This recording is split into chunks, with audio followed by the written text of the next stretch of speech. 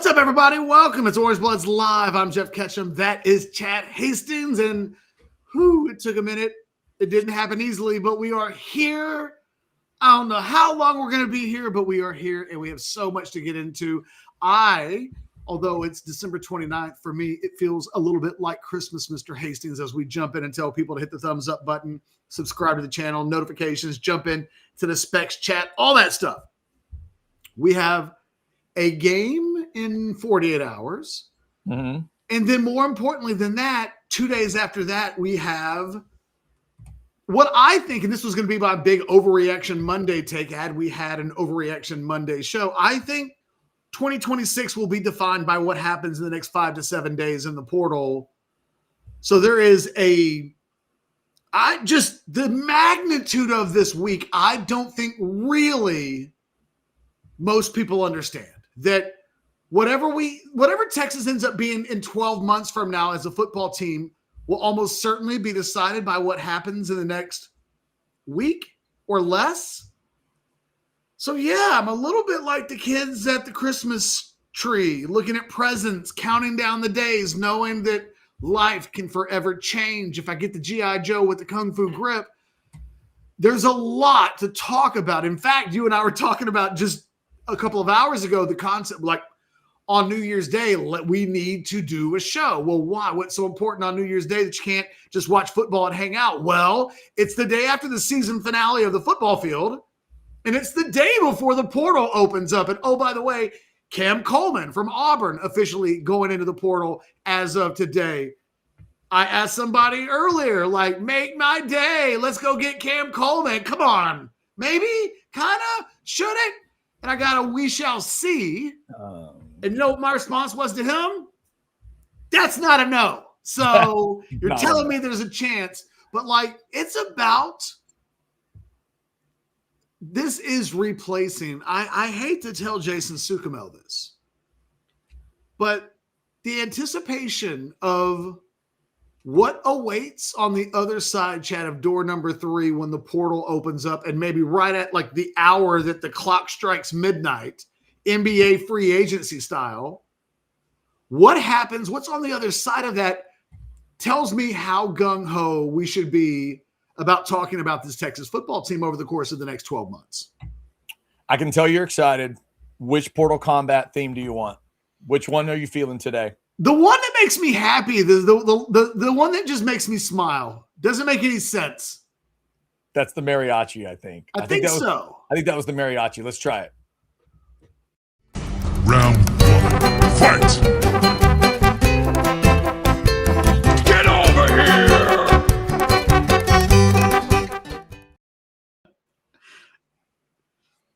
It just makes me, we just recently lost Joe Ely. It's got a little bit of that old school Joe Ely vibe to it. It does.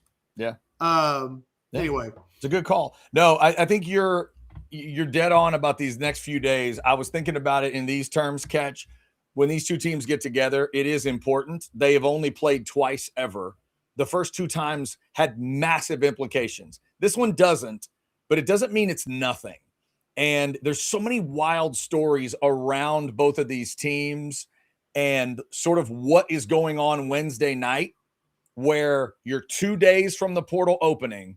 And in one case, I would argue you got a coach and a quarterback trying to figure out how to set themselves up to go make a national championship run. And on the other side, you have a new coach and a quarterback trying to figure out if they're even going to be together next year.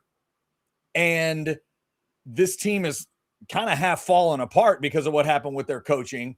They'll get together Wednesday. Then 2 days later, as you point out, one of the craziest talent acquisition periods begins. It's a 2-week span, but we all know better.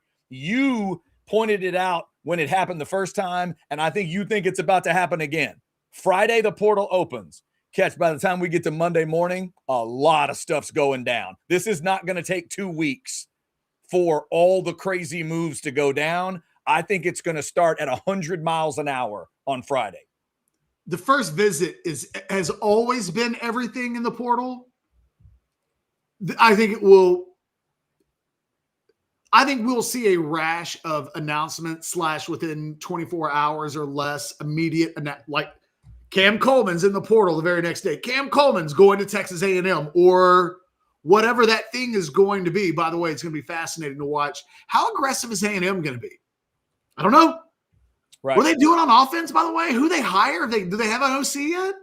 Yeah, they're promoting Holman Wiggins, the wide receivers coach. He's the OC next year. Really interesting. Yeah. What does that do to a guy like Cam Coleman? All of this will be really interesting to watch play out. I think all this week, this may be the best week of the year, college football, just from a discussion standpoint. You and I, if we did shows every single day, just from now through Friday, we shouldn't have to plan anything. Right. Thumbnail, latest, right? Portal latest. The title is like some variation of major discussion taking place over the big thing that I think we're going to see. Here's the thing. I truly believe that the guys that have entered the portal up until now are probably not guys that Texas is looking at for the most part. That these are guys that need to let people know that they're going into the portal. I think what's really happening behind the scenes, those guys won't announce until they have to. And now we're the week of. Yep. And I'm going to be honest, it being the 29th and not the 2nd, there's a little part of me that wonders how much is Cam Coleman doing this? Because now it's a 1 week straight away till the 2nd or the 3rd. Right. Until, can he get I had somebody tell me a month ago, and I specifically mentioned Cam Coleman. This wasn't like, is Texas recruiting Cam Coleman? I was just curious if Texas was interested in Cam Coleman. What's the number look like? Yeah, I got a sense that, and we talked about this on the show, $2 million. Now, look, if you look at, I think On3 did a report on this because Cody Carpentier linked it in our Teams channel earlier today. The high end of the wide receiver payout, I don't know what you even call it. It's not salary. They're not employees. It was like $4.5 million from Jeremiah Smith. But the drop off between number 1 to number 2, which was, I can't remember if it was Eric Singleton, exactly who it was that was in the 1.8 range. But when you look at what the market looked like this year, I think $2 million sounds about right. But now I wonder, does a week of Cam Coleman discussion, does that make a Texas Tech jump in and go, screw it, 3? Yeah, and isn't it these weird old school auctions taking place? Yeah, and if I was representing Cam Coleman, this is exactly what I would do. I would not wait until Thursday to let everybody know for sure. I would give it a couple days of, like you said, ramp up, conversation, phone calls, whatever needs to happen. Let it start to build, and let's build this market now. It's not just a theory. Let them know it's going to happen, and then let's see where this is by Friday. And if you're Ryan Williams at Alabama, are you just rooting for Cam to get as much as he can so that then the Alabama season ends right afterwards, potentially? Yes, absolutely. And you're like, okay, well, Cam Coleman got 2.5 or whatever ridiculous number it is. And I'm in the playoffs. He's not. He was getting balls thrown to him by Jackson Arnold, for God's sakes. So look, we know that I think Texas feels good enough about its plan. A few things that I think are really critical. I think Texas feels really good about its plan, but they do know that all of this sits on a house of cards, which is what you're hearing from the agents on the up and up. If it feels like you've got a handshake agreement, but then the agent comes in at the last second and says, Mississippi State came in and they've offered $2 million. And what do you think? And then Texas has not traditionally been held hostage by these things. When Texas puts its wallet out on the table, it's usually very proactive. Justice Terry is a perfect example. Georgia didn't make Texas do anything. Texas surveyed the landscape and said, that guy will do. And you know what we'll do? We're not going to come in and get into an auction. Here's our offer. And they did that with Derek Cooper. And you know what didn't happen in the final 6 months of the recruiting process? Miami played a little bit of footsie with Derek Cooper. But they didn't ever get really serious about messing around with what Texas had put on the table from a payment standpoint. And so Texas never really had to sweat that out. So I think Texas, is going to be very aggressive in the portal. But I don't know that that's the type of situation that Texas will do best in. I don't know. This is in a lot of ways so new from what we saw a year ago. Everything about it is a little bit Brave New World. We know that there's a real feeling of need at running back. We know that they want offensive linemen. I have a feeling they will be shopping for linebackers and probably guys that can represent a bit of a difference maker there. They need help in the secondary, special teams. There's a need for help everywhere. As of today, they have 25 open scholarships before anything else happens with the portal opening up and any of the fallout from the current roster after this game, which I do expect there to be more. Texas could be in a position where they have 35 open spots. There's not a position they probably shouldn't be shopping at for depth, for potential starting competition. Like there's a lot to take place. So yeah, I'm way more fired up about what the next 5 to, I don't know, maybe 12 days, maybe. I don't know how long. It's hard to get your finger on how long NBA free agency stays really interesting, right? There's usually like one guy. And it's like, oh, when's LeBron or when's Kevin Durant or when's whomever going to make the move so that everybody else knows when they can make moves? I wonder, is Cam Coleman a market setter? Does everybody sit back a little bit and go, we got to see what happens there first? Because if Cam Coleman sets a ridiculous market, then Cam Coleman sets a ridiculous market. If Cam Coleman is the most high-profile guy for the next 5 days, and there's a ceiling for him, then there's probably something that we learn from that. I fully expect Texas to have some early commitments a la last spring, where out of nowhere, there were 0 rumors about Emmett Mosley. There was a little bit with Jack injuries just because there weren't a lot of other obvious potential candidates. But Murad Watson, like that one was so far out of left field. The portal opened up, and those guys were in and committed before anybody could blink. Texas was the only school in the country that got a flood of 3 commitments as the portal window opened up before anybody even dared take a visit.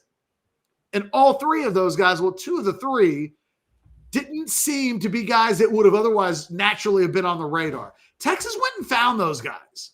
And I think, you hear Murad Watson's coach discuss how it went down when Murad Watson went in to talk to him about it. There wasn't like a back and forth. It was, hey, man, Texas is offering me a bunch of money to go play at Texas. How much they offer? He told him the number. He was like, I should drive you to the airport if that number is true. And he left and he went to Texas. And that was just kind of all there was to it. So batter up. Let's go. Let's go, because we get, I think, some really good playoff games. Texas and Michigan is interesting for a bunch of weird reasons that we'll never replicate again.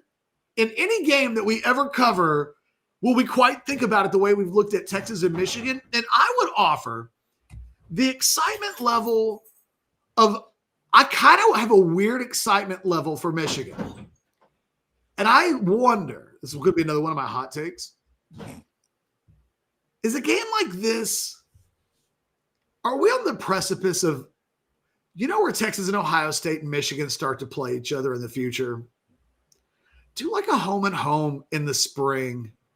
The NFL will go camp 3 or 4 days in a row and the other team will play. Like, you could think about the amount of money that could be made You're just saying have a practice in the spring? Like a I'm joint saying your practice? spring game is Texas versus Ohio State.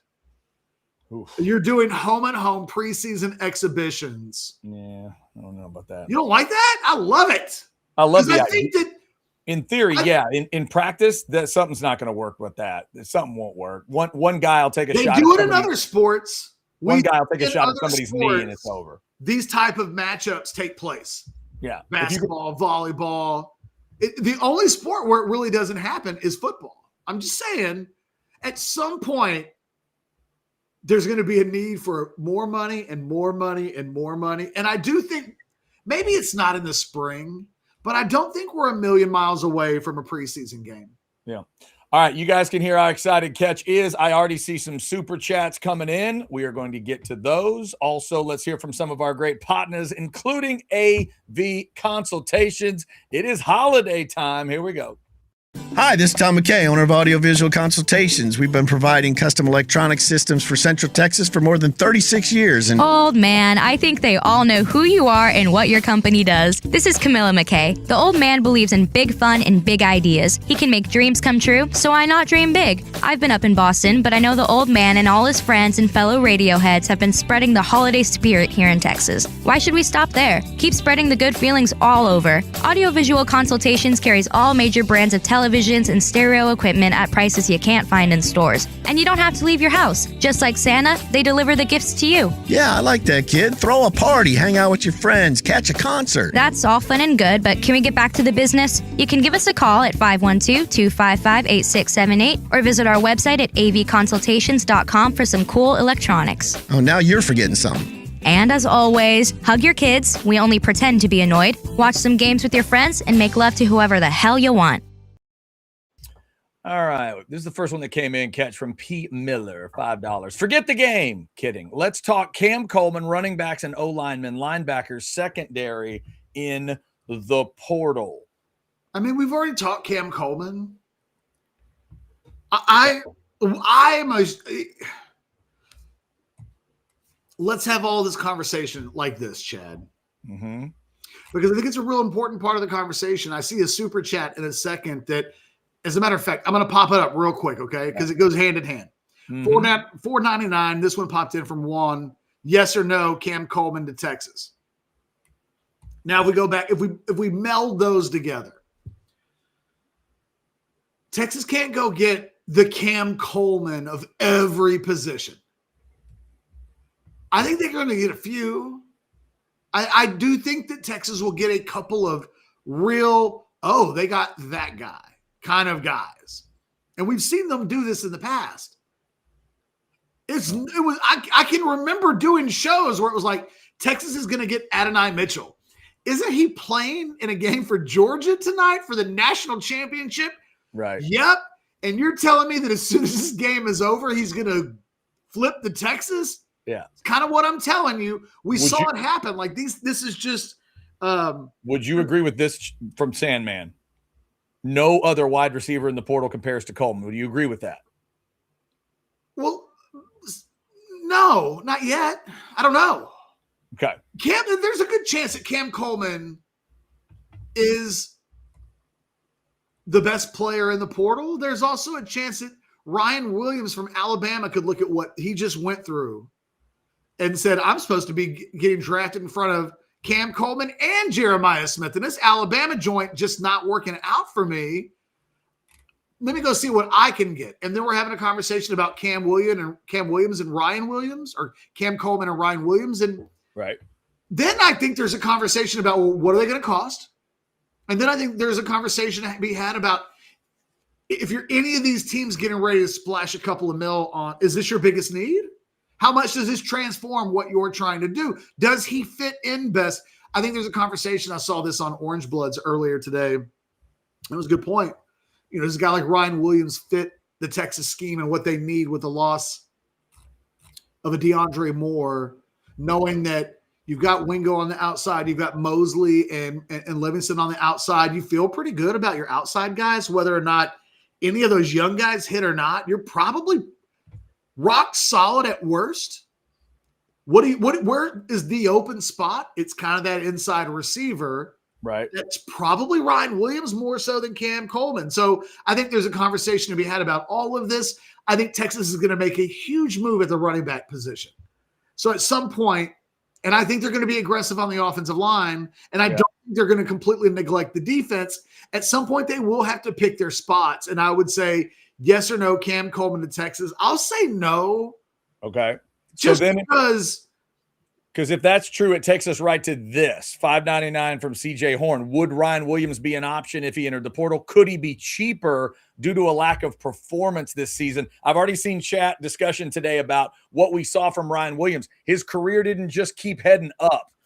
There were some issues this year, and I watched Bama games catch, including the last one, where I had to remind myself he was on the team. He was not the guy making the biggest plays and putting Oklahoma away. That was not Ryan Williams. It was another freshman from Alabama. No, in a lot of ways, he's had the Cade Klubnik year, just at a different position. Yeah. This was a guy that, go back to the playoffs last year. You could make a case that the best player in that Clemson-Texas playoff game was Cade Klubnik. He was so good. The Texas DBs a week later were still giving him his props for, well, we watched the film and sometimes the other guy's just sensational. Ryan Williams last year against Georgia was the best player on the field. He was, before there was really Jeremiah Smith, there was Ryan Williams. And it never has really taken off from those moments. I know this. Texas greatly coveted Ryan Williams. He's a former teammate of KJ Lacey. There was a lot of talk that, well, when you got KJ Lacey, what you were really getting was a year of close whisperings into Ryan Williams's ear, like, hey, maybe you can play football with me. Texas will pay you a lot of money, those types of things. And then Ryan Williams signed early, and suddenly the entire dynamic changed. But Texas, super hot to trot for Ryan Williams. Just like there's an A&M relationship from Cam Coleman's recruitment that a lot of people think makes for a natural marriage now that he's in the portal. And we talk about this all the time. Sometimes it's best to come in second in a recruitment, because when the portal opens up, you're probably the first phone call if all things are equal money-wise and stuff like that. I do think Ryan Williams will have a Texas connection. I think Texas has been keeping in contact with Ryan Williams' people for 2 seasons. Just, hey, man, you guys happy? Let us know if anything ever happens. We're around. If Ryan Williams is considering going to the portal, I would bet somebody on an unofficial level has exchanged pieces of paper with notes that says, psst, do you want to go steady? Check yes or no. I think I think just like Cam Coleman didn't enter the portal today with his agent telling him, I don't know what we're going to do. I guess we'll find out. I think so much of this is further down the road, just like an NBA free agency, then maybe it will look on the onset where it's like, hey, it's the 29th. Who else is going into the portal? I don't think Texas is asking that question. Yeah. They know. They know exactly. They do. Because the cool thing is, if you're Texas Tech, if you're Texas, if you're Ohio State, if you're one of these big schools, you're going to get everybody's call. Right. Because by God, if any of those schools are interested. Yeah. And again, I would start it like this time of the week. I think it's a good idea. You've got you just mentioned Texas and Texas Tech.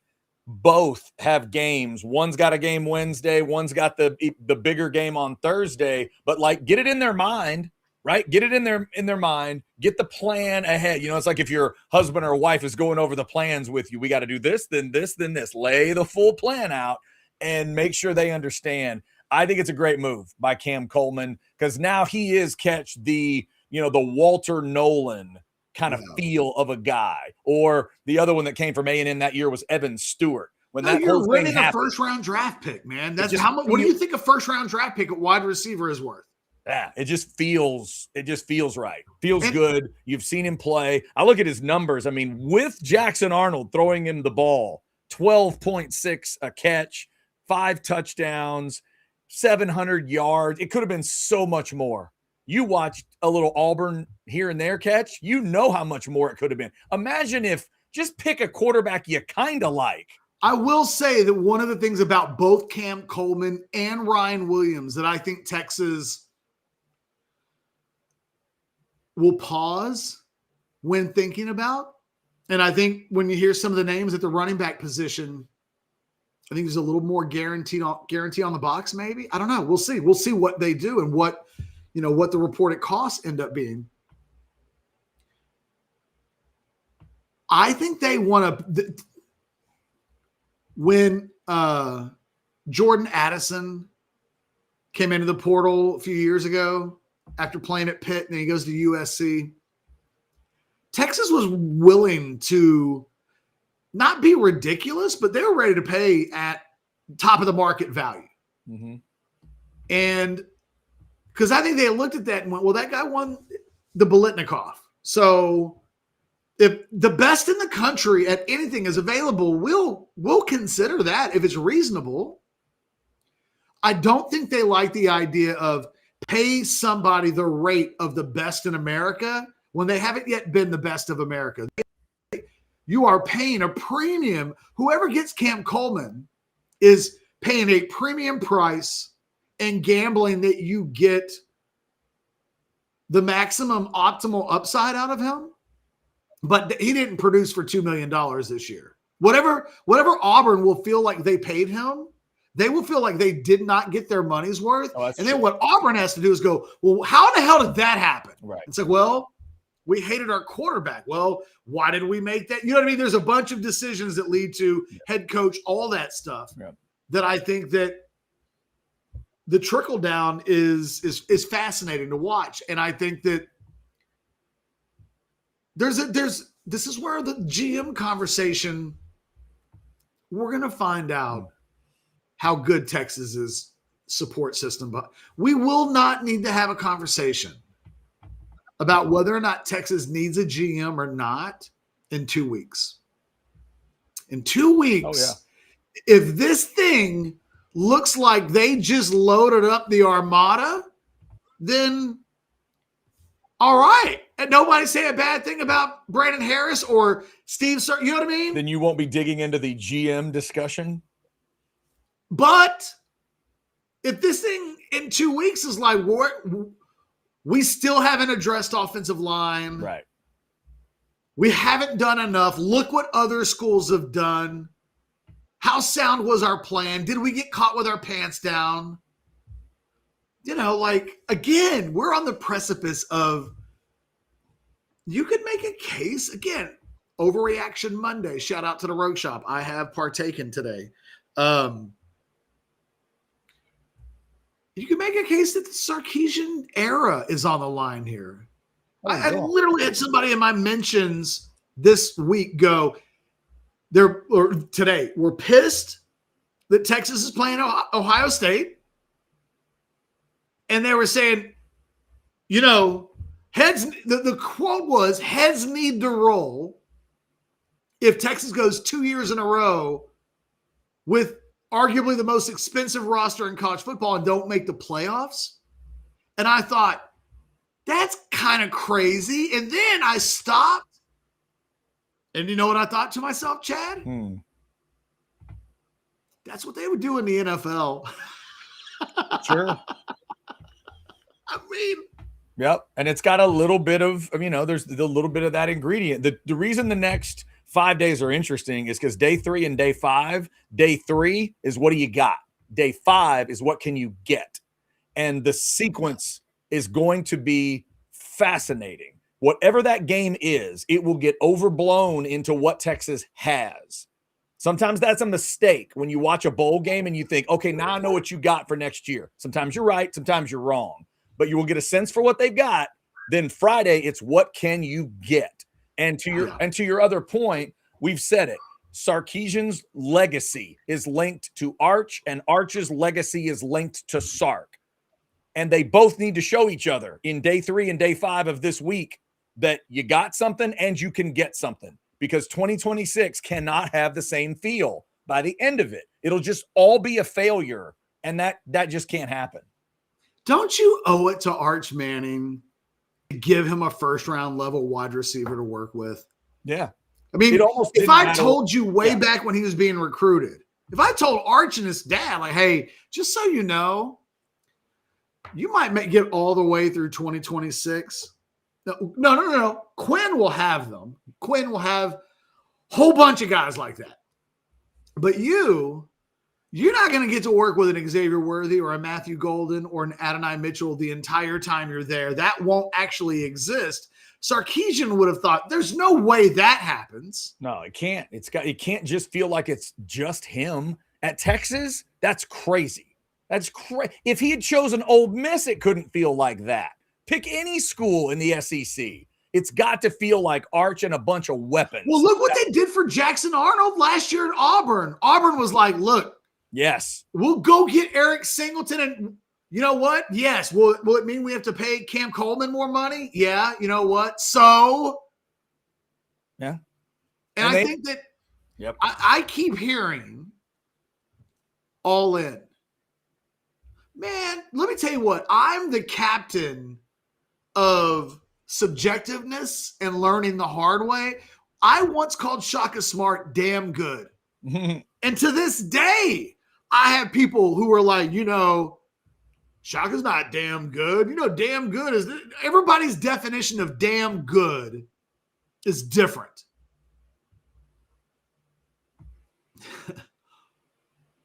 What we're looking at right now when we say all in, it's different. Because I think Texas thought they were all in last year. And I think what they learned was, no, all in's when you have even more chips on the table. It didn't actually feel like all in. It means that there need to be stakes and consequences to really feel like you're going all in. I think Auburn would say, we went all in on offense this year. We tried. Yeah. We paid two of the most expensive wide receivers in the country. We gave Jackson Arnold a boatload of money. Like, we didn't go out without emptying the clip. And in the end, they changed coaches. He emptied the clip. It didn't work. And you got to change coaches at that point. Yeah. And there was no way. I don't think Steve Sarkisian ever used those two words to describe 2025, all in. Had he done it, we would have questioned him. He wasn't. How could you have possibly described it that way? We followed it all the way through. The lack of portal last year made that not all in. Now it's got to be. Well, we spent so much of the rest of the offseason saying what's going to happen in the spring. Right. And there was initially, I think there was some thought, and Texas wouldn't have been it might have been that everybody in college football thought this. This might have been conventional popular thought that the spring window will be the bigger window for a myriad of reasons. But you come out of the spring practices, you've had injuries. There's a way. We saw it with the defensive tackle position 2 summers ago when the one kid from Houston that went to OU over Texas leveraged scarcity with 2 programs that had a big need and was just kind of like, who's going to pay me the most? And that didn't quite work out for him the way that it did. But that guy never even turned into a really good player. And I was like, I want $1 million.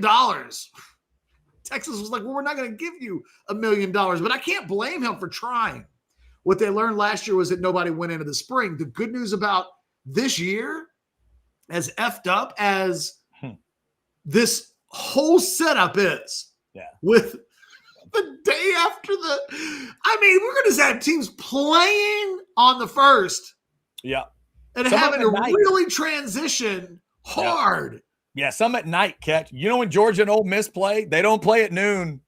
They play later than that. I can't wait to see if Georgia gets a commitment from the portal during the game. That would be a Kirby Smart miracle, wouldn't it? Cam Coleman picks Georgia while they're up by 21 in the fourth quarter. Hey, did Cam Coleman just pick Georgia while students are throwing balls into a Dr. Pepper can to win money? Is that what just happened? Oh, God.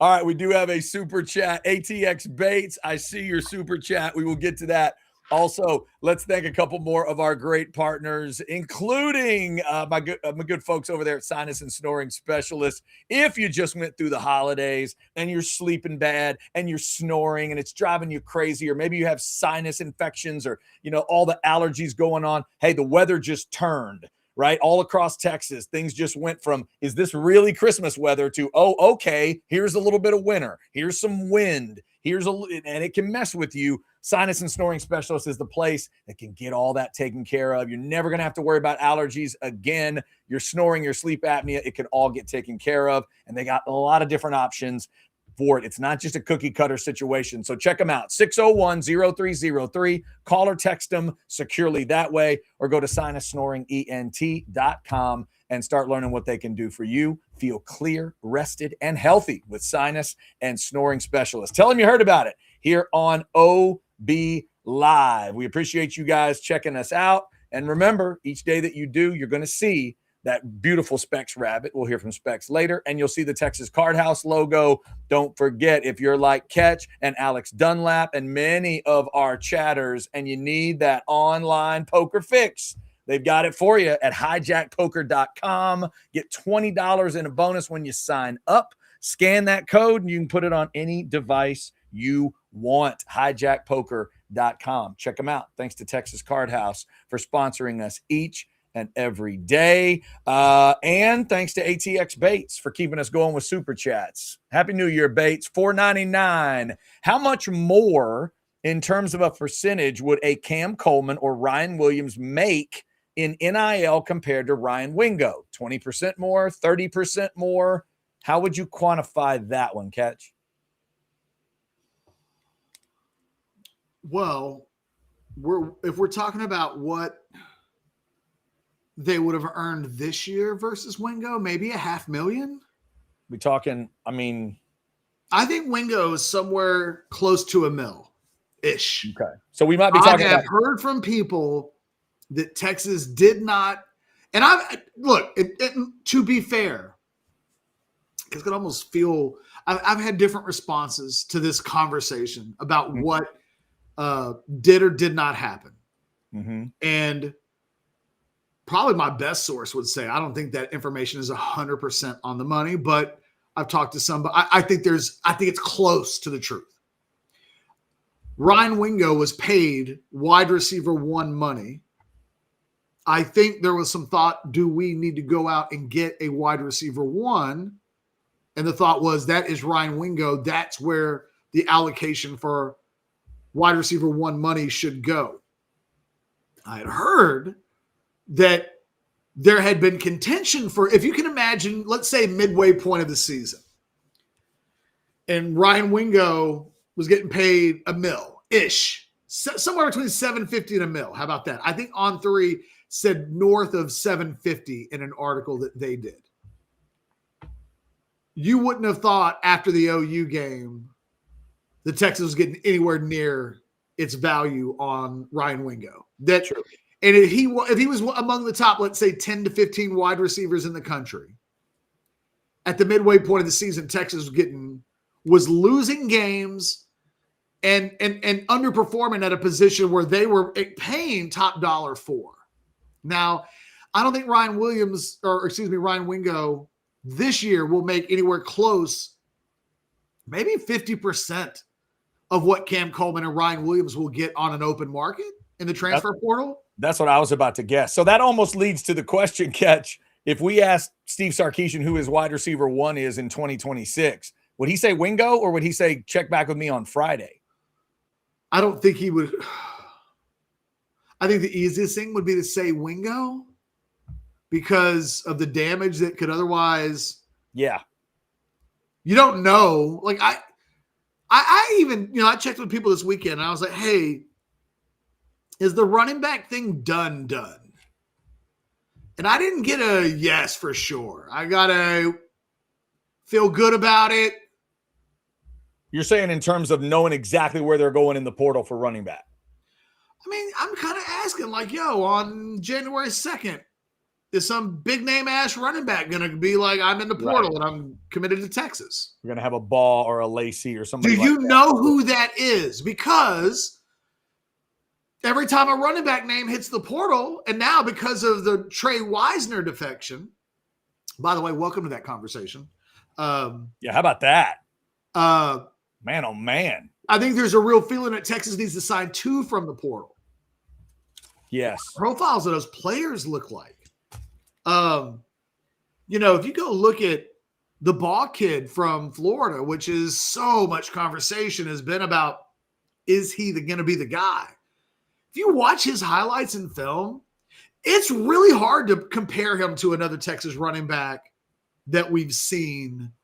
The more you think about it, the more you realize Texas hasn't had like a lot of jitterbugs, guys that make guys miss in small spaces and are slippery more than they are strikingly fast. I was kind of just going through the Rolodex of former really, really good Texas running backs, and they don't all quite fit what he does. He's a little unique. Yeah, he's a cannonball. But he makes guys miss. He is, when you look at the numbers and you hear that in the SEC, he made more defenders miss, more missed tackles than any other running back per however many, from a ratio standpoint. It makes sense. Number. Yeah, it's a good number. But I also love the physicality too. I think his physicality is what. Well, that's the other thing. He's also a big yards after contact guy. Mm-hmm. What do we know about this stable of running backs? Not only do they not create big plays, but yards after contact, they were among the worst in the Power 4 conferences in America. Yeah, they didn't have a lot of that. While we're on a running back, do you know much about this Hawkins kid that was at North Texas? Because I'm looking at he's apparently going to go into the portal, and I'm looking at these numbers, Catch. For all the throwing they did, he had 25 rushing touchdowns. He had 1,400 yards, 6.2 per carry, but obviously that's in the American, and how's it going to transfer? Did you watch enough North Texas to know that if Caleb Hawkins is a big deal? No. Because I know I didn't. But I've watched a little bit of him, hey, go to YouTube. I've done a bunch of that in the last couple of weeks. And sometimes there's an updated highlight tape and then sometimes there's not. I think that's where Twitter's really good as well. You just put the name in there and like the word run and just see what pops up. Sometimes you got to be desperate to find the video that you're looking for. This is where knowing what you're going to do, because I think this is the kind of profile. First of all, we know Sarkisian prefers Power 4 conference players. Now, have they gone beyond that? Yeah, they went and got Trey Moore, and they spent a pretty penny to get Trey Moore from UTSA. But if you look at what they did last year, other than the special teams guys, I think other than Mason Shipley, I almost called him Mason Crosby. Other than Mason Shipley, everybody else was a Power 4 guy. Every single one. So Sark has a type in the portal. And that guy in particular is outside of the generally preferred. There's just no doubt in my mind that Texas will be 1,000 times more interested in a 1A with a profile like Baugh, who's from the SEC, than the other route. Now, what about, though, as a 1B or a 1C or a 3 or however, or maybe a guy with more eligibility remaining that can be a multi-year player? What you do with that second running back spot could be a lot of different things. That guy's name in particular, 3 schools popped up. All of them make sense. Some, I think, make sense more than others. Okay. Oklahoma State. Okay. Head coach going to Oklahoma State. Yep. Makes a lot of sense. Yeah. 2, and presumably Oklahoma State should have a lot of money to spend. I did not hear that Ohio State spent all of its revenue share money last year like Texas Tech. And they did have Mike Gundy, who's a little Dabo light. And so who knows? They might get real frisky with money. Yeah. Oklahoma, duh. If anybody needs a running back worse than Texas does, it's Oklahoma. Good Lord, yes. And we were just talking last week, and I don't even know if you were on that show, Chad. That was Christmas last week. I don't know. But Oklahoma's in dire need of a starter at running back. Do they go get themselves in the top end bracket like Oklahoma should? Right. Or is this the kind of profile of a guy that Oklahoma would like Yeah, is this where Nagy would say, this is what I meant? This kind of guy is what I meant, and we're going to turn him into a star, and you will all think we're brilliant. Because you and I could be the GM and go, Kawan Lacey's in the portal. Let's just go spend a lot of money there. He's good. Yeah, right. Exactly. So if you're Texas though, man, you better know who your one is before you start passing on other guys. Because Right. if you play the dance wrong, this guy ends up committed to Oklahoma or Oklahoma State. You miss on ball. Ole Miss keeps Kawan Lacey. Right.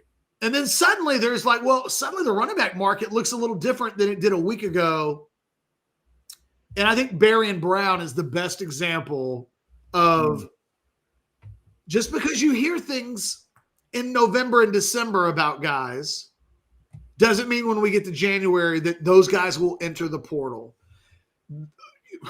Barian Brown for 2 years played footsie behind the scenes with Texas, not to enter the portal, only to aggravate, I think, Texas to such a degree that they thought, we're not doing that song and dance again. So that when he finally entered the portal, Texas was like, we're good. We're good. That window closed 4 times, actually.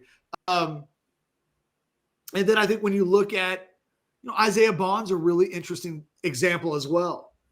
There was a lot of thought 2 years ago. That window works out really well because they get Bond, they get Golden, and then they get our kid from Oregon State.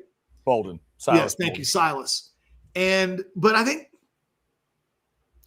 when that thing opened, a lot of wide receiver stuff happened in front of Texas. And Texas was like, we're good. And the word behind the scenes was they were waiting for a Moby Dick to enter the portal. Right. One of those Moby Dicks was Isaiah Bond. But Bond doesn't go into the portal. So the portal closes.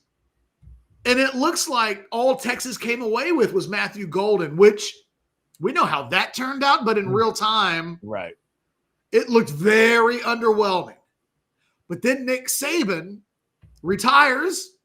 The Alabama job opens up. A new window opens up. And Bond enters a second window. So we've seen Texas play this game and be patient and go, yes, we know that Cam Coleman is available. But we have our eye on somebody else that we're anticipating and we're waiting on, and we're engaged. We're just waiting to get married. And we've seen them kind of do this. And we've seen them get jammed up by agents or players that it's not too different from the Nick Saban conversation in Texas back in 2013. Would Nick Saban, if ultimately push comes to shove, would he take the Texas job? We'll never know. And I think there's just a lot of that. There's a little bit of we're just not going to know leading up to this. It's got to be, you got to be more nervous than a long-tailed cat in a room full of rocking chairs to know, that I steal that from Michael J. Fox, Secret of My Success. Well done. He says that so smoothly in the middle of a boardroom meeting. It's a country kid goes to the city movie. Watch that one, people. It's never a bad story. No. From Nebraska to the big city, straight out of Lincoln, and straight to the high rise in the penthouse he goes. Country Mouse Goes to the City. Check it out. It's a great movie. Doc Holliday in a boardroom. Yeah, exactly. Exactly.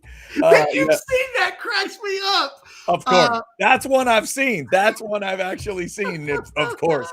All right. P. Miller, want to make sure we get this super chat in. It is about these receivers and kind of a combo question here, Catch. So here we go. Kind of a buy or sell greater than, less than thing. $2. So Williams and Ball would be better than getting Coleman and a mid-level running back. Yes or no? Oh, I think yes. I would agree with that, right? I don't know that Cam Coleman is better than Ryan Williams. And nobody would have said that 12 months ago. And of these two things, like you said, if Texas is going to take a good swing at one of these two, it's got to be running back right now, right? If it's one of these two things, and you really got to hit it with everybody that's walked out, doesn't it have to be running back? I think it has to be running back because there's almost been so much open discussion about it. It is the one position where I think more than anywhere else, there's some firm traction at running back. I'll be stunned if they don't come away with an impact running back. Got to happen. And I'm with you. I think it needs to be 2. Much like we talked about the offensive line thing needs to feel not like 2. It needs to feel more like 4 or 5. It has to be better than – look, they've now – the running back thing does need to be 2. Your top guy's got to be better than Trey Wisner. You just let Wisner walk.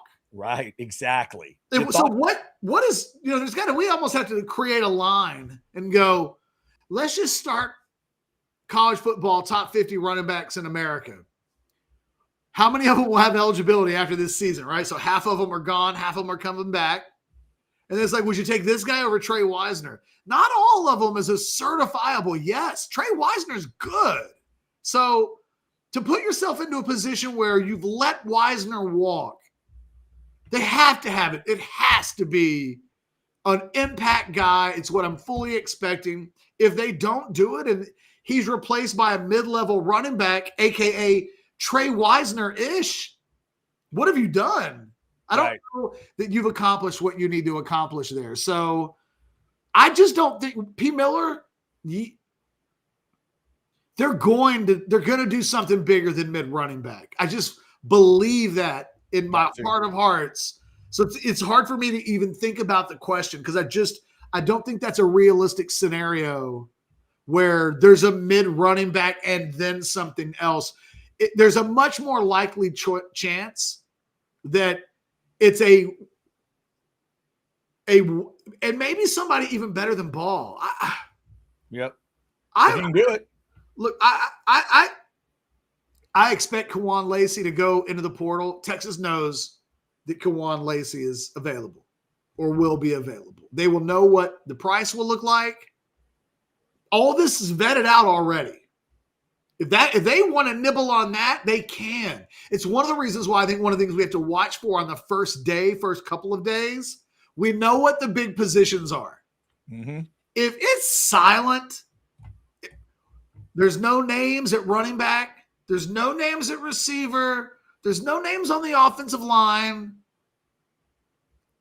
there's a good chance that Texas is shopping from the playoff tree store. Right. And that could be as much of an indication to keep your eye out on Ryan Williams or Kawan Lacey or a couple of other guys. If it's like, aha, it's the moment, it's arrived. And Texas is like, yeah, no, we know the moment's arrived. Yeah. You guys going to do anything? Yeah, because then the timer starts with the team you're talking about and the moment they're out 5 days later. We're good. You know what I mean? We're good. New portal. Yeah, that's when your new portal is going to have to hit your brain. All right, thank you guys for those super chats. That cleans off the super chats. Sandman, if you had another one, I did not see it. But if you guys throw us a super chat, we'll get to it. Obviously, that is brought to you by Specs. Get all stocked up at Specs as we get closer to New Year's. The new year is coming when bubbles take flight. Make Specs your first stop on the old year's last night. Stock up on champagne without spending a ton. Just shop at your Specs and bring on the fun. But it's more than just bubbly that's priced so low. Craft beer, fine spirits, and wine from Bordeaux. So fill up your glasses and raise up a cheer. Start your countdown at Specs, because the fun starts here. If you don't have that Specs app, get that on your phone too. Makes it a lot easier. Catch, this question came in earlier. I've saved it, but just for the record, Sandman wants to know if enchiladas are happening for the Michigan game. Yeah. Yes? Yeah. I thought that died in Athens. It's going to come back? Yeah. Look, we take no chances. Okay. And look, I'm a team player. If y'all need me to have one on New Year's Eve or New Year's Day, like they're black eyed peas because the portal starts the next day and we got to take no chances with the portal. Okay. Like whatever, I am all for the channel and what's best for the people who follow the channel. All right. Fair enough. There you go, Sandman. You got your answer. You got I'm a man of the people, Chad. I try to be. Texas and Michigan. It should matter a little more than it does, but it still matters. Damn it. Sometimes time the ever. people are assholes and I'm just a man of those people, but Yeah. man of the people nonetheless. There you go. Hey, P. Miller jumping in says, I ate enchiladas before the A&M game. So, hey, there you go. P. Miller. P. Miller don't mess with it, right? If you want, it worked. It's So a little bit like marriage, Chad. If you've done something that works in a marriage, don't mess with a winning streak. Just keep playing the hits until that song is no longer in the top 40. And anybody who volunteers to stop playing Michael Jackson Thriller while it's number one is just crazy. Yeah, that is crazy. Also, this is crazy too, Sandman. Enchiladas, fine. No need to put Cheez-Its on the enchiladas. We see what you're doing. There's no reason to put Cheez-Its That's on already a mixture of foods in a way. Yeah, that's I don't know that you need to mutate it and go threesome action there. We don't need that. That's a lot. That is a lot. Cheez-It enchiladas is not what we need. Hey, let's not make that a state fair item where it's Dorito enchiladas, huh? No. Let's not do that. Is there a chip though that we could crumble pieces of on top of an enchilada that you would? It can't be tortilla chips either. Oh, okay. I was gonna say because nacho cheese Doritos is the first place I would go there. So someone took nacho cheese Doritos and just. Catch, you got to understand, the day I heard that Taco Bell had finally taken my idea and decided to make a Doritos taco shell, like I almost cried. I thought, oh, this is the best day of my life. I want to go to a Mexican food place now with you where we get you enchiladas and then we crumble a bunch of nachos on it. Just dude, you could crumble nacho cheese Doritos over anything except maybe ice cream, and I will love it. Just about anything. I love me some Doritos. And now, since you made me hungry, before we buy or sell, are you ready to buy or sell today, by the way, or no? No, but I can make it happen. Make I'm it ready. happen. I was born ready. Okay, we can do it. Before that, let's get a little better food palette into their brain with a little taste on Maine, because there's that lovely lasagna that happens on Mondays. Every Monday night, they hit you with the lasagna plus the half-price bottles of wine all day. Might be a great, getaway. You've been making all the food. You've been dealing with all that family. Get away. Go to downtown Buda. Free parking. Casual atmosphere. Mondays, you get the incredible lasagna. Don't forget about all the great steak. Don't forget about those East Coast oysters that we talked to you about, the great drinks, all that good stuff. Taste on Maine. Tell them you heard about it on OB Live and go have yourself one of the best steakhouse experiences you have ever had. All right, Catch, you want me to go first? Or you want to go first? I'll go first. All right, go ahead. Buy or sell, number one, the spread is still Texas minus 7.5, and you are take Michigan and the points as of 48 hours from kickoff. That is probably going to be a buy. I think my pick ended up being like a Texas by 4. So yeah, buy. I would buy that. 7.5 feels a little too steep. Oh, I don't know why. I just had a buy or sell. Don't answer this. Don't be upset either. Okay. But in my head, a snarky buy or sell, you think your Aggies will win this weekend. I know. I'm not a nice person. I'm sorry. There's no why? It just I wasn't going to do it. I didn't do it. I'm not asking that officially as a buy or sell question, but I'm doing this stream of conscious. Vicious. And it happened. It happened. I'm sorry. It's viciousness. I know. It's the holiday season. I told you earlier, I'm a man of the people, and sometimes those people are assholes. But it's the holidays. Even after they lost the game, Catch, I still showed up here to take it in the chat, and now you're doing this to me. Come on. I thought instead of taking it in the chat, you were about to say something else. Oh, I took it in the chat. Let me tell you. Buy or sell, number 2. When Trey Wisner entered the portal, You did a double take. You think that one leaves a mark? Bye. I mean, he hasn't been. You didn't get what you wanted out of this last year in terms of a progression, but he's shown you enough that's got to sting a little bit. It can't just, it can't just be about Oklahoma and A&M, but what he's done against the rivals has to matter. He's been the most consistent thing you've had over the last couple of years because the Baxter thing never worked out. Nobody else ever really worked out. So yeah, to me, that one's got to sting with Wisner, and I'm interested to see where he ends up. Buy or sell number 3, very quietly, because you don't want to jinx it, but your hope meter for the Aggies landing Cam Coleman is at an 8 on a 1 out of 10 scale. How much you hoping right now? Ooh. Like, are you going to be disappointed? Yeah, I wouldn't go all the way to an 8. Let's sell that. I'd say, but it's like at like 6.5. I don't know if I'm gonna go all the way to like 8. It'd be really cool. But I don't know if I'm all the way up to an 8 on like. What is an 8 on the disappointment scale? Like, are you canceling your dinner at 8? You're like, you know what, honey? I'm good. I just want to stay home.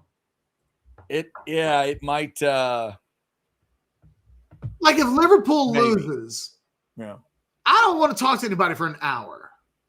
Right, but this one would be this would be losing something that I'm not absolutely sure like was theirs. So I don't know if I'd be that upset. Okay. Yeah, a little bit of upset. Well, again, it's why I asked. Yeah. Buy or sell number 4. Christmas vacation with your daughter home from college has been a 10 on the 1 out of 10 scale. Yeah, that one's always good. That's a buy. We do Christmas vacation on Christmas Eve. And we watch it through. It's always great. We've got a couple of ornaments on the tree. We have ornaments on the tree that say, "Why is the carpet wet, Todd?" I don't know, Margot. Like, that's how much we're into the movie. So yes, we loved it. And finally, buy or sell number 5. I just had the question in my head and I forgot it. The vacation thing. What was I going to ask you? Now I could come up with another question, but now I'm really. Clark Griswold just took it right out of your brain. Oh, I remember. Buy or sell number 5. Yep. If I got a petition started to make a move so that the Dallas Cowboys never play on Sunday while there's sunlight out, buy or sell, you'd sign it. I really am enjoying the Cowboys having so many Thursday games and Monday games that I'm just able to watch Sunday without any Cowboy. Just get out of my way. Hang on one second. No Sunday games when you know what? Bye. Because it works on multiple levels, Catch, including I never have to watch another 325 game with the stupid sun thing and the stadium and the non-panel panels that, bye. Give me all night games. I'm with you. You could make Cowboy games. I don't know. Put them any day of the week. And the Cowboys they would do great numbers. And we could just, as Cowboy fans, when it's straight up noon Central and the Red Zone channel goes hot, we don't have to worry about the Cowboys playing on Sunday during the day is an annoyance. It just is. Yeah. By the way, kids, if you didn't see it, Cowboys last game, high noon on the last noon against the Giants. How many people are watching that game? That's a Red Zone Sunday for me, I think. Yeah, exactly. I think it might be, and that might be that for me as well. Catch, before I do buy or sell, let's sneak in Barb's 10 and a super chat, $9.99 late here. They're a TCH watch party for a bowl game. Quick story, pulled up to the Aggie in-laws at 3-3 during the Miami game as they were about to score. Was hard to fake sympathy. My twins, LOL. Chad, I brought this up on Friday. When I saw my mother-in-law on Christmas Day, the very first thing that she said to me was not Merry Christmas. It was not, how are the twins doing? Have they had fun? How's my daughter doing? Are the cookies ready? Right. Can you help me with Mir? Like, there's an assortment of things that she could have said. Yeah. What she did say as soon as she saw me was, how about A&M and Oklahoma and the way they went out last weekend? And then it was just, she did a Wicked Witch of Somewhere Like laugh. a cackle. Yeah, the Wicked Witch cackle. She did a Wicked Witch cackle on your birthday and Jesus's birthday Yeah. over the sheer giddiness of whatever descriptive words we want to use to describe what happened last week. I wanted to say, well, they were in the playoffs, but I could tell I was not going to be the Ebenezer Scrooge to her Christmas, but it was kind of messed up. No, actually, in a way, it was beautiful because that just tells you rivalries are different and rivalries are awesome. That's what that tells you. Because I've had those situations on multiple fronts, pro versions, college versions. It doesn't matter. It's just there's something about it. There's something about that makes people happy. I get it. I totally get it. The Longhorns I've come in contact with had a little extra glow about them, and I knew why. I totally knew why. Are you pregnant? No, it's not that. No, it was that Friday night followed by that Saturday morning. And if I can get the Oregon Ducks to cooperate, I'm going to have a really good month. Okay, I get it. I get why you're happy. It works. Again, this is why I'm a man of the people, Chad, because it turns out the people are much more like me than they ever want to admit. Yes, exactly. Barbs, thank you for the super We'll chat. update you, Barbs, within the next 24 hours on TCH. Yeah, there you go. We'll get you updated if there's going to be anything going on out there, Barbston. Thank you, but thank you so much for your house divided family story. I always like hearing those because Barbston is definitely he's in a chat with a bunch of Aggies, and sometimes he gets to enjoy some of those things. All right, Catch, here we go. Great minds think alike. Buy or sell number 1, 7.5 is the line. You disagree with me. You lay the points. Oh, so this Texas team hasn't been a cover the spread type team very often this season. Certainly not on the road. Now, look, they played a one true neutral site game and did really well in it. So maybe it's not the same thing as going on the road, but Texas away from home has been a different team most of the season. I don't know.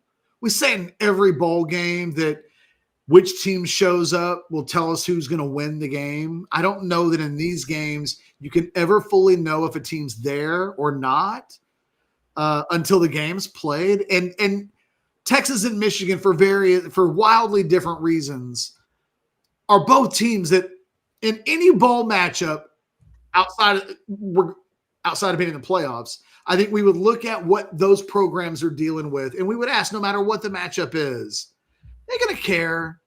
Because I'll tell you what, I can remember Texas playing Georgia in a Sugar Bowl not too long ago, and Texas cared. And when the game was over, Georgia fans were like, we just didn't care. And at the time, Texas fans would go, oh, shut up. You're just saying that, blah, blah, blah, blah, blah. I think Texas fans kind of get it now. I think they'll look back and go, you know what? I kind of get the Georgia people back in 2019. I get it. Now I know why maybe they didn't quite have the edge that we had. Both of these teams could kind of I don't know.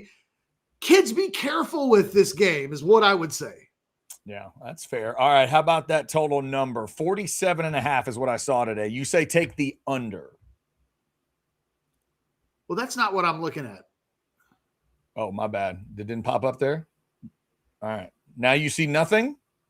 Now I see nothing. Uh-oh. You saw it. Maybe you saw an old one. Maybe it's doing it to me this time.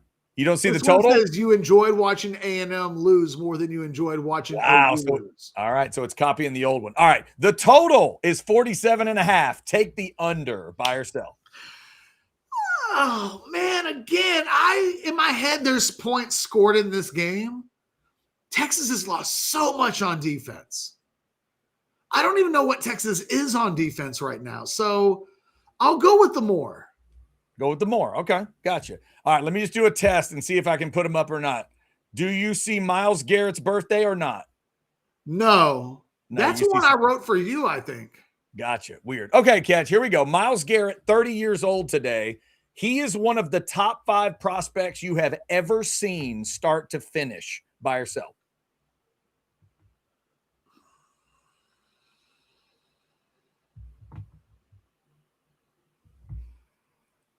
It's got to be a buy. You know what I'm trying to think of in my head is all of the number 1 overall players in history that I've covered. Mm-hmm. So it's like, okay, well, Adrian Peterson is on that. You know what I mean? I'm trying to grab the monsters out. Right.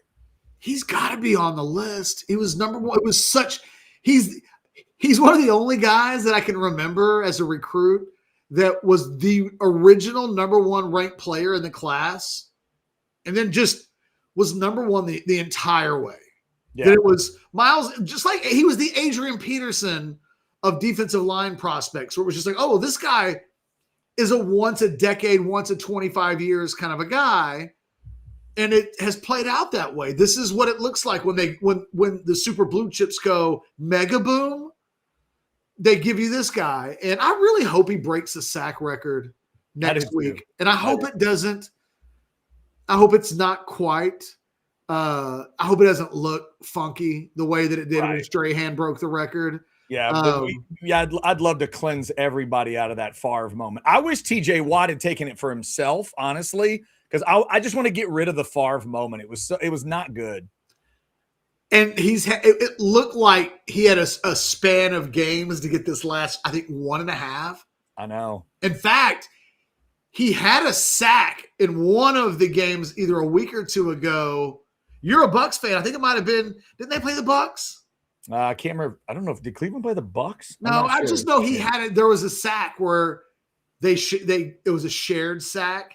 Where he was crawling to the guy. Did you see that one? No. I think that was a Josh Allen. I think Josh Allen goes down right towards the end zone. He and another guy are crawling to try to. This wasn't it. To touch him first and be. But this then one was a really good sack move by both the inside guy. And so, like, it's a legit, if there was ever a half sack, that was probably it kind of moment. But they originally gave him the full sack. And you were like, oh, we're doing some Russell Westbrook stat padding here, are we? Because I was looking at it and I was like, how do you not give that guy at least a piece of that? And then they did. They did get it right when it was all said and done. But he could be tied with that half sack. He'd be tied, right? Correct. If he gets a half a sack, it would be a tie. Oh, my God. That'd be awful. That's what we don't need. We don't need a late game like Burrow gets sacked by him and a teammate and then it stops. That'd be awful. I want to say that half sack would have at that because it would have been, I think, 2 weeks ago, that it looked like he had tied the record and then would have had 2 games to go to get a half a sack or more. Right. And instead they dropped it down to a half sack. He fell back to 22. And now one of those games is gone. And I thought he was going to get this. I thought he would have had it yesterday. So I'm a little surprised. Yeah, I hope. I like the line at the end of the game, though. He said the Steelers cared more about keeping him away from Rodgers than they did about winning the game. I mean, they won. Cleveland won. So I can't argue with that. Right. That was a wild, ugly ass game. All right, Catch. More birthdays for you. Denzel Washington, 71 years old yesterday. You have a favorite Denzel Washington performance by yourself? I mean, it's a buy.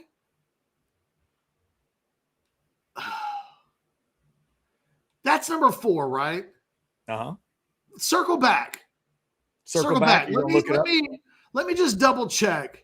Okay. All right. I want to make sure that I'm just not forgetting something. The last one I got for you is an absolute Longhorn legend that we lost a few years ago. Cedric Benson, Catch, would have been 43 yesterday. Rest in peace to the great 32. Catch, he is the 3rd best UT running back ever behind the Heisman winners for you by yourself.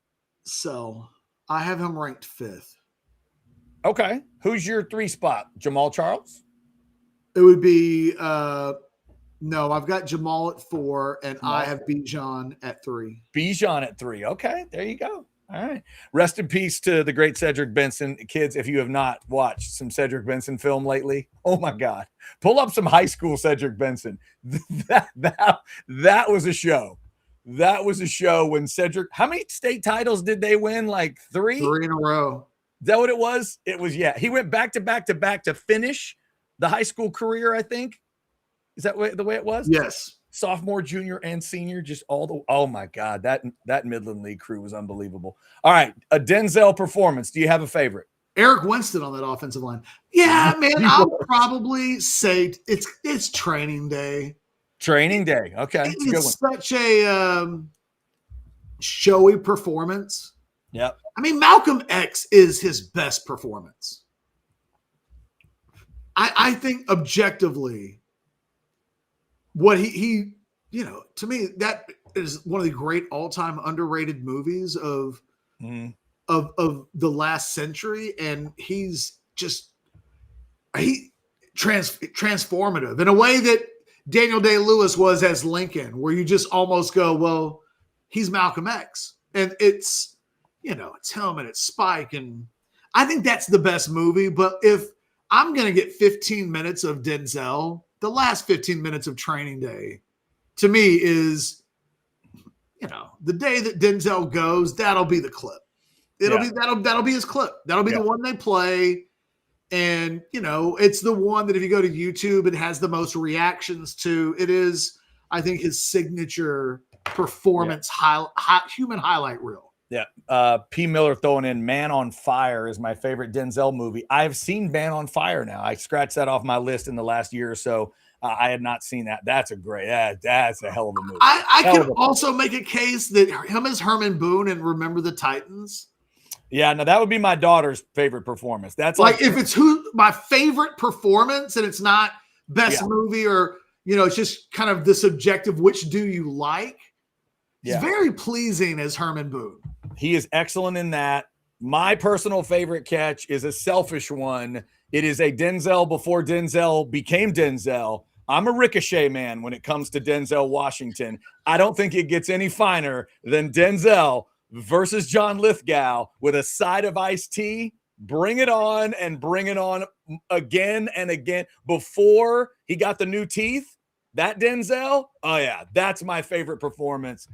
I believe Nicholas Stiles, I think is his name in that movie. That's my favorite Denzel. Nice callback.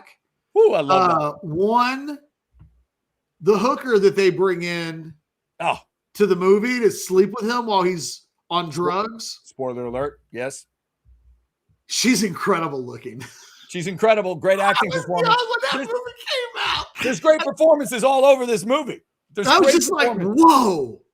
Like that was when that movie came out on HBO, that was like a pauser, like frame by frame. Let's look at the boobs kind of a thing. Mr. DA. Yes. And then who knew it was such a surprise that the man from Harry and the Hendersons was a white nationalist, white Aryan, like scary man? Like what a role for him. It's one of my favorite movie villains ever. Earl Talbot Blake, played by John Lithgow. I did not know he had that in him when that movie first came out. And it was like, John Lithgow, huh? It is one of the greatest villains I've ever seen in a movie. You need to believe that the villain might kill anyone and everyone, and he's that guy in that movie. I fear for everyone in that movie. They create a couple moments in that movie where you're like, this dude is way off. Oh my God. Well, they have like the Battle of the Aryans with the telephone books that are, by the way, kids, telephone books are these things that used to come out every year. Yeah. And who did he fight, Ketch? Who did he fight in the prison? Do you remember? Not off the top of my head.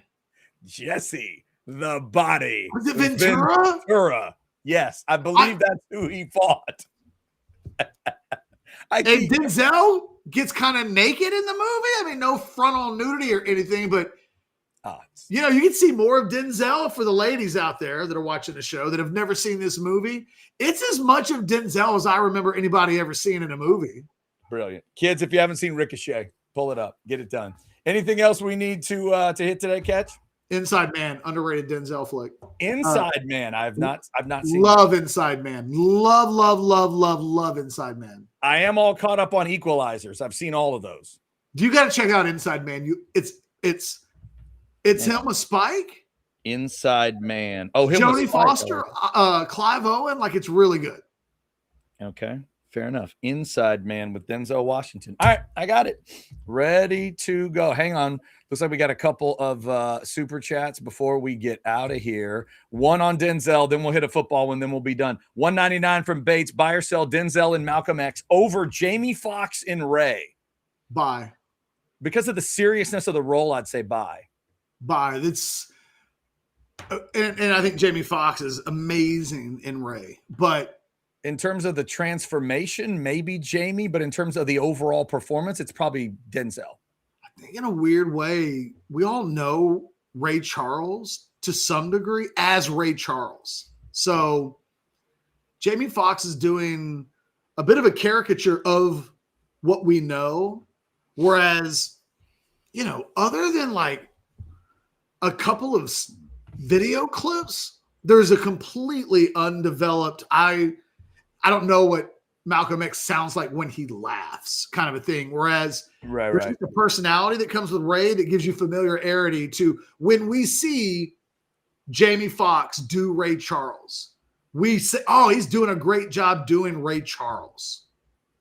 And I don't have enough experience as a human being with Malcolm X. So almost all of it is Denzel. He is Malcolm X in a way that is, you know, I think historically phenomenally fantastic. Like I said, I think objectively that's the best movie he's ever done. And he's done a bunch of great ones. And my favorite performance would be something else, but he's amazing in Malcolm X. All right, let's finish off with Juan here. Back to the football, $4.99. If Williams goes to the portal, yes or no for Texas, would you have to pay Wingo whatever you pay Williams? Okay, so a yes or no for Texas, Catch, and then do you have to even up money Wingo and Williams if you bring him in? I don't think so. Okay, you could pay Williams a little more? I think so. Okay.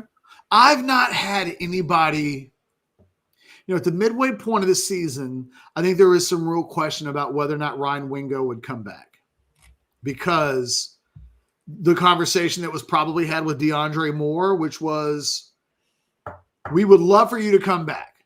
We're not telling you not to come back, but we can't pay you probably what we paid you last year. That money has to go elsewhere, kind of a thing. And I think the conversation for Ryan Wingo would have been, you are a ballpark million-ish dollar player, and you know, by the end of the season, he's second team all SEC. So there's a really weird Ryan Wingo conversation where do you judge him by the sum of his entire season? Do you just look at the hottest piece of stretch of football that he played in and say, that proves he's a number one guy? I think it's a complicated conversation, but I don't think Texas is automatically restricted based on that. I have not had anybody tell me that. For instance, I haven't asked about Cam Coleman and been told, oh man, don't even get your mind set on somebody like that at wide receiver, because if we were to do that, then it would do this. Like I've not had anybody. It's a really good question, Juan, and I'll just tell you that I haven't had anybody bring that up as an issue. Yeah. Juan, thank you for the super chat. Thanks to everybody for those super chats. Thank you all for liking, subscribing, getting your notifications. 203,000 subscribers plus, I believe, is the number right now. Thank you guys for that. And we will be back. So Wednesday, no 12 o'clock show, but we'll have the post-game show for the bowl game, obviously, with a 2 o'clock start. We don't have that. Catch, what about tomorrow? You want to do a modcast tomorrow, or are we going to do a normal show with just us tomorrow? What do you think? We'll do a normal show, just us. Normal show, just us. Catch will be back tomorrow, and hopefully we will crank it out for you at 12 o'clock, but that's why you get your notifications. Thank you all for dealing with a little schedule shift today. We appreciate you, and we appreciate you following us here at Orange Bloods Live. See